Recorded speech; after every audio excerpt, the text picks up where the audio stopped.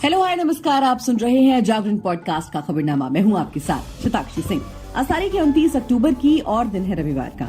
चलिए आपको बताते हैं आज दिन भर की तमाम बड़ी खबरें। सबसे पहली जो खबर आ रही है वो है केरल में, जहां पर सीरियल ब्लास्ट हुए हैं। केरल के एर्नाकुलम स्थित एक कन्वेंशन सेंटर में जोरदार धमाका हुआ। कालामासेरी पुलिस ने बताया कि कालामासेरी में हुए विस्फोटों में एक व्यक्ति की मौत हो गई और 36 लोग घायल हैं। खबरों की माने तो कालामासेरी इलाके में ईसाइयों की प्रार्थना सभा हो रही थी, तभी एक के बाद एक कई धमाके हुए। धमाके के वक्त घटनास्थल पर 2000 लोग मौजूद थे, जिसमें से एक की मौत की खबर है। जहां घटना घटी वहां यहोवा के साक्षियों की प्रार्थना हो रही थी। यहोवा के साक्षी ईसाई धर्म का एक संप्रदाय है। हालांकि इनकी धार्मिक मान्यताएं मुख्य धारा के ईसाइयों से थोड़ी अलग होती हैं। कालामासेरी सीआई बिवीन दास ने कहा कि पहला विस्फोट सुबह 9 बजे के आसपास हुआ और उसके बाद अगले 1 घंटे में कई विस्फोट हुए। 27 अक्टूबर को शुरू हुई 3 दिवसीय बैठक का रविवार को आखिरी दिन था। अधिकारियों के मुताबिक जब धमाके हुए तब 2000 से ज्यादा लोग प्रार्थना सभा में शामिल हो रहे थे। अगली खबर की तरफ बढ़ते हैं। देखिए, केरल में के कोची में जो हादसा हुआ है वो यहोवा साक्षियों का हुआ, जैसा कि मैंने आपको पहले भी बताया, जिसमें 36 लोग घायल हो गए। इस ब्लास्ट के बाद केंद्रीय गृह मंत्री अमित शाह एक्शन मोड में आ गए हैं। उन्होंने एनएसजी की टीमों को केरल भेजने और जांच शुरू करने का निर्देश दिया है। वहीं गृह मंत्री ने केरल के मुख्यमंत्री पिनरई विजयन से फोन पर बात कर राज्य के हालातों का भी जायजा लिया है। पुलिस ने बताया कि रविवार सुबह केरल के कोच्चि जिले के कालामासेरी इलाके में यहोवा के साक्षियों की प्रार्थना सभा चल रही थी। इस दौरान कई विस्फोट हुए। कालामासेरी के सीआई बिविन दास ने बताया कि पहला विस्फोट सुबह 9 बजे के आसपास हुआ और उसके बाद अगले 1 घंटे में कई धमाके हुए। वहीं राष्ट्रीय सुरक्षा गार्ड ने विस्फोट में इस्तेमाल की गई सामग्रियों को इकट्ठा करने और जांच करने के लिए अपनी एक बम निरोधक इकाई को दिल्ली से केरल के लिए रवाना कर दिया। समाचार एजेंसी एएनआई ने बताया कि बम विस्फोट की जांच के लिए एक अधिकारी समेत एनएसजी की 8 सदस्यीय टीम केरल जा रही है। उन्हें आज शाम तक बम विस्फोट स्थल पर पहुंचने की उम्मीद है। चलिए अगली खबर की तरफ बढ़ते हैं। देखिए, प्रधानमंत्री नरेंद्र मोदी ने हर बार की तरह इस बार भी देशवासियों से मन की बात की। पीएम के मन की बात कार्यक्रम का ये 106वां एपिसोड था और पीएम ने इस बार त्योहारों पर चर्चा से शुरुआत की है। पीएम ने कहा कि इस बार त्योहारों की शुरुआत से पहले ही बाजारों में रौनक दिखने लगी है, लेकिन इसमें खास बात यह है कि वोकल फॉर लोकल का असर भी दिख रहा है। पीएम मोदी ने कहा कि इस बार त्योहारों पर खरीदारी के समय वोकल फॉर लोकल अभियान को ध्यान में रखें और कहीं भी जाते वक्त लोकल लोगों से ही खरीदारी करने की आदत डालें। पीएम ने इसी के साथ गांधी जयंती के अवसर पर खादी की बिक्री की बात भी की। पीएम ने कहा कि अब खादी को लेकर लोगों में क्रेज पैदा हो गया है और दिल्ली में इसका असर दिखा है, जहां खादी की रिकॉर्ड बिक्री हुई है। पीएम ने कहा कि कनॉट प्लेस में एक ही खादी स्टोर में एक ही दिन में 1.5 करोड़ रुपए से ज्यादा का सामान लोगों ने खरीदा। इस महीने चल रहे खादी महोत्सव में एक बार फिर बिक्री ने अपने सारे रिकॉर्ड तोड़ दिए। चलिए अगली खबर की तरफ बढ़ते हैं और बात कर लेते हैं बिहार की, जहां पर अब शिक्षकों को भी आवास मिलेगा। जी हां, शिक्षा विभाग ने जिलों, प्रखंडों और पंचायत मुख्यालयों में शिक्षकों को रहने के लिए एक निजी मकान को लीज पर लेने का फैसला किया है।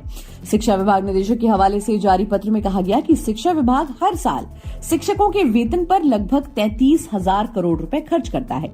वेतन मद के अतिरिक्त करीब 8% राशि यानी कि 2500 करोड़ रुपए शिक्षकों को आवास भत्ता के लिए भुगतान करना पड़ता है। अब भत्ता के एवज में रहने के लिए सरकारी फ्लैट दिए जाएंगे।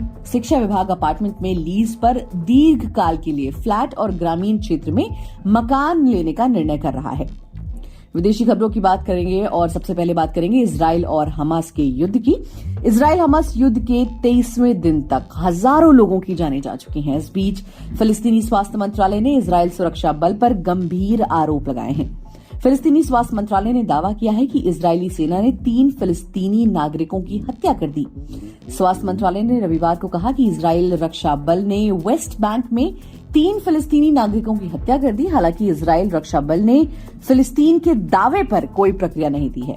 बता दें कि इजराइल रक्षा बल पहले से ही गाजा पट्टी के अंदर मौजूद है। इजराइल ने हवाई हमले के बाद जमीनी हमले भी तेज कर दिए हैं। इससे पहले शनिवार रात को इजरायल रक्षा बल ने सीरिया की कुनीत्रा क्षेत्र में सीरियाई सेना और कुछ ईरान समर्थित मिलिशिया के लक्षित ठिकानों पर मिसाइलें दागी थी।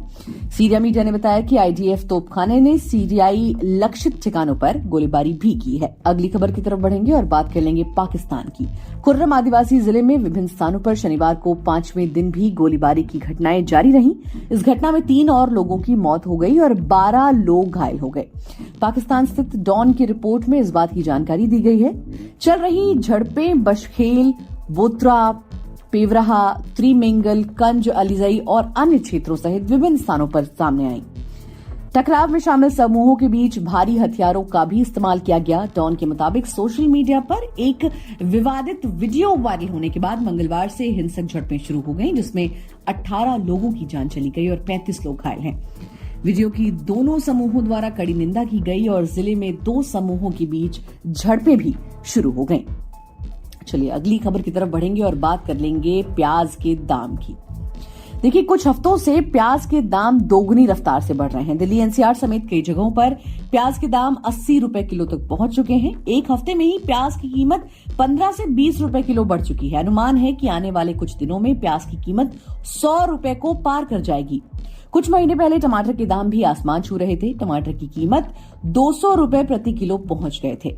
अब इसी तरह प्याज के दाम भी तेजी से बढ़ रहे हैं, जिससे आम लोगों के किचन का बजट बिगड़ सकता है। हालांकि सरकार ने आम लोगों को राहत देने और प्याज की बढ़ती कीमत को कंट्रोल करने के लिए खास तैयारी कर ली है।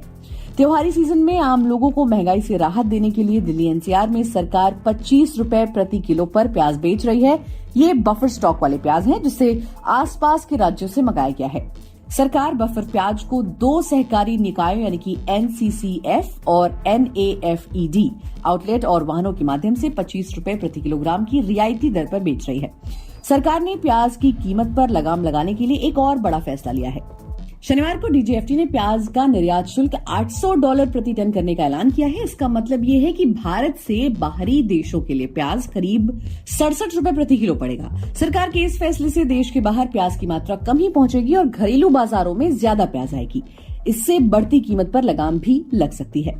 चलिए अब बात कर लेते हैं मनोरंजन जगत की। हालांकि ये खबर जो है वो थोड़ी दुखद है। कनाडा के प्रधानमंत्री जस्टिन ट्रूडो ने अमेरिकी कैनेडियन एक्टर मैथ्यू पेरी के निधन पर दुख जताया है। अगर आप सभी लोग फ्रेंड्स सीरीज देखते हैं तो आपको चैंडलर बिंग का किरदार बहुत अच्छे से याद होगा। उस किरदार को निभाने वाले मैथ्यू पेरी का निधन हो गया है।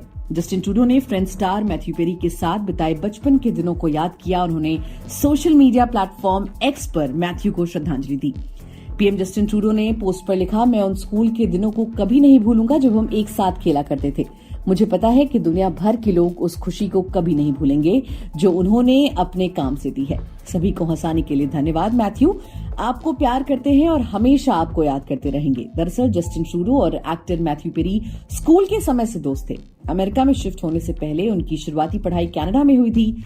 एक शो के दौरान मैथ्यू पेरी ने खुलासा किया था कि उन्होंने अपने दोस्त के साथ मिलकर स्कूल के दिनों में कनाडा के पीएम ट्रूडो की पिटाई की थी। बता दें कि मैथ्यू पेरी कनाडा के पीएम ट्रूडो के स्कूल में सीनियर थे। चलिए अगली खबर की तरफ बढ़ेंगे और बात कर लेंगे खेल जगत की।